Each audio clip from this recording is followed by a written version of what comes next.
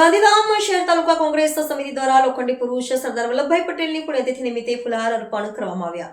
ગાંધીધામ શહેર તાલુકા કોંગ્રેસ સમિતિ દ્વારા ભારતના પૂર્વ નાયબ વડાપ્રધાન લોખંડી મહાપુરુષ સરદાર પટેલની પુણ્યતિથિ નિમિત્તે તેમની પ્રતિમાને ફુલહાર કરી શ્રદ્ધાસુમન અર્પણ કરવામાં આવ્યા હતા.